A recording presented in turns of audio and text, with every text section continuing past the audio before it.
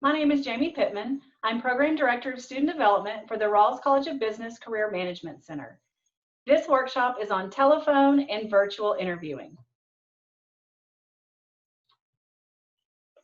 First, we're going to talk about telephone interview tips. One thing I want you to do is take it serious. I've heard students say, oh, it's just a telephone interview. Well, a lot of times the telephone interview is the first interview and it is their first impression of you. So you want to definitely prepare and you definitely want to take a telephone interview serious. So how can you do that? I think you should go ahead and get dressed. If you want to get dressed up, that's fine. But since it's a telephone interview, they can't see what you're wearing. But a lot of times you feel better when you get dressed. And think about going ahead and standing up when you're on the telephone conversation. Stand in front of a mirror so that you can see yourself, okay? So these are things you don't really think about. You're like, oh, I'm on a phone interview. I don't need to do these things. But they can make a big difference on your confidence and how you come across over the telephone. Be sure that you focus and cut out all distractions. So you want to plan ahead of time where you're going to take that telephone conversation. You want to make sure that you're going to have a good telephone connection and that you're not going to get interrupted. You also want to think about what kind of noises might be in the background. So you don't want to be fighting against any kind of other outside noise that could be distracting or keep the person that's interviewing you from hearing you. You want to speak clearly and with enthusiasm. I know it sounds crazy, but they can actually hear you smiling, okay? I can tell you from experience, I worked at a bank before I had this job, and I was in HR for 2 years, and part of my job was recruiting, and I did a lot of telephone interviews. So for me, I could tell within just the first, I would say probably 20 seconds, 20, 30 seconds, I could tell if someone was if they were a candidate to possibly go on to the next round of interviews. A lot of it is how you project yourself on the telephone. So you really want to think about that. We don't do a lot of talking on the phone these days, okay? A lot of our communication with our friends and family is through texting. So think about, what are my phone skills like? How do I sound on the phone? Do I sound depressed? Do I sound, that I'm just not very energetic? Okay. You want to sound like you are excited about the job that you're interviewing for. The good thing about a telephone interview is you can actually have your notes, your resume, you can have water. You can have things out in front of you that you may not necessarily have in a face-to-face interview. So there is some advantage to that, so that you can kind of refer to your notes if you need to, whereas in a face-to-face interview you wouldn't want to refer to your notes as often as you could in a phone interview. Things to remember are slow down, but make sure you still sound energetic. So some people get to talking on the telephone and they talk really, really fast. Since you're not face-to-face, you lose a lot of that nonverbal communication. So sometimes it's harder for them to understand you. If you have a little bit of an accent, you want to keep that in mind. You may need to slow down so that they can hear you speaking clearly. And you want to make sure that you still sound energetic, but that you're talking slow enough that they can understand. Okay, so one of the biggest disconnects on a telephone interview is that nonverbal communication. They can't see you smiling, but hopefully they'll hear you smiling. They can't see your eyes light up when they're talking about something when you're talking about something that really interests you, or something that you're excited about. They can't see that, okay? In a face-to-face interview, they'd be able to see the excitement on your face. So in a telephone interview, they have to be able to hear it in your voice. So if you tend to be the kind of person that falls flat on a phone interview, then you need to kind of keep that in mind, and you may need to turn it up a notch when you're on that phone interview to show some excitement.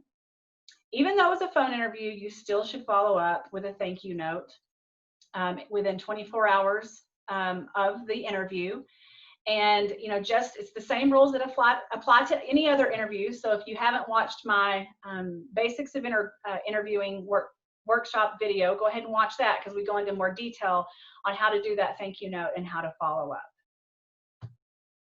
Now let's talk about virtual interviewing tips. So everyone knows that virtual interviews are becoming more and more popular.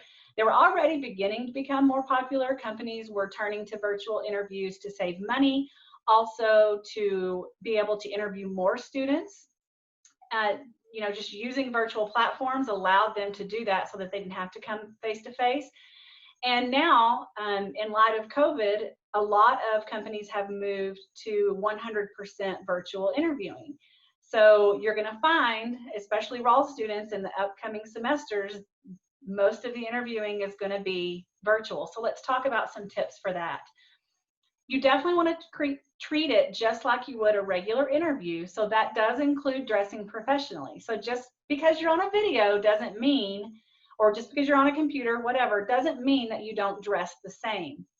I've had recruiters tell me that they've had video interviews with students who are wearing their pajamas.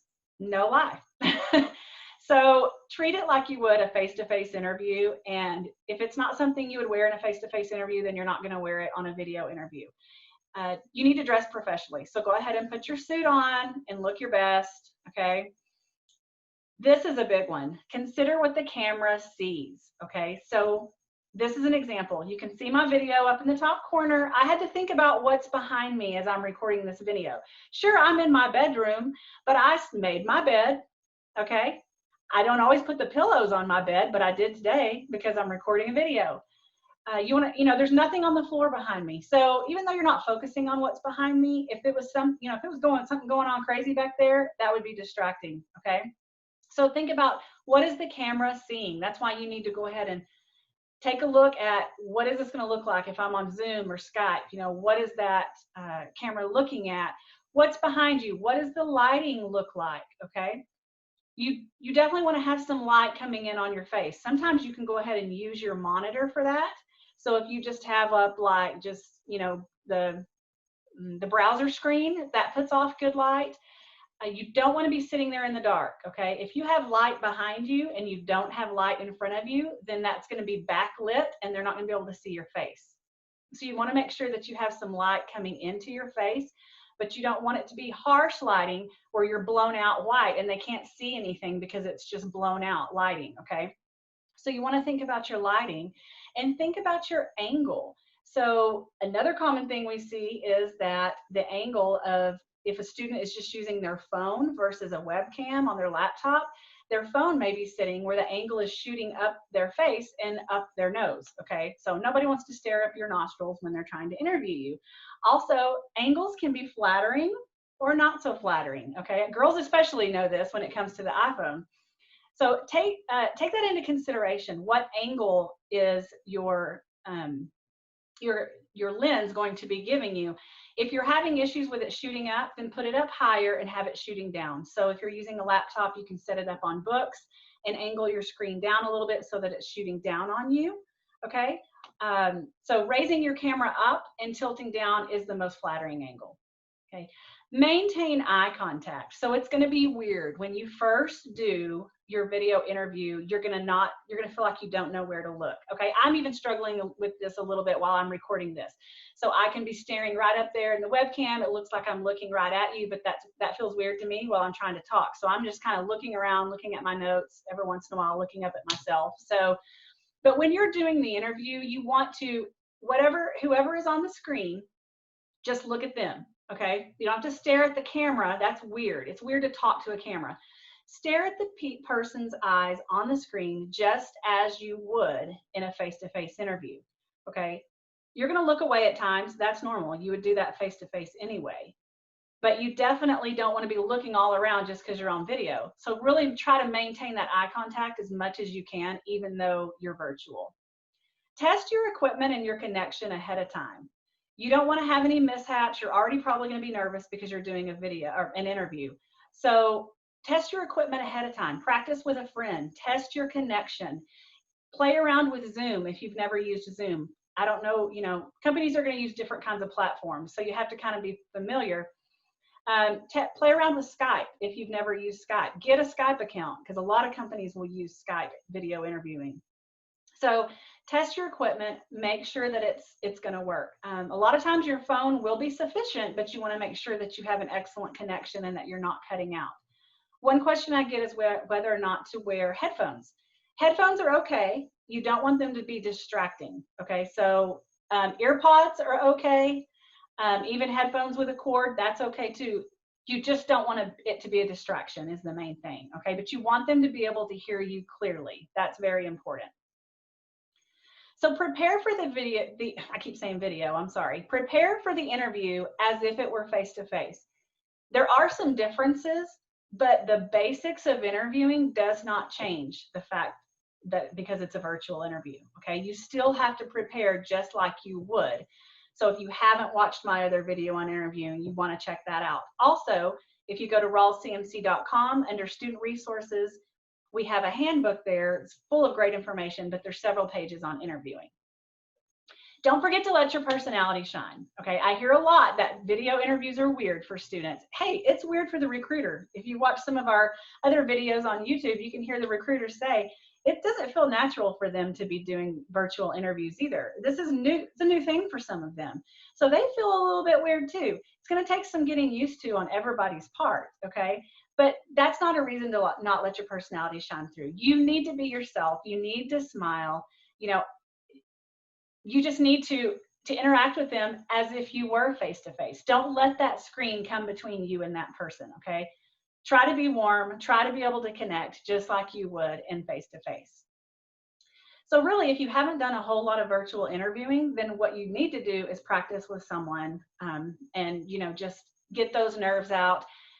You know, focus on seeing, okay, what am I doing? You know, what are some things I need to change, and get some feedback from that person. You know, you can do mock interviews with us in the Career Management Center.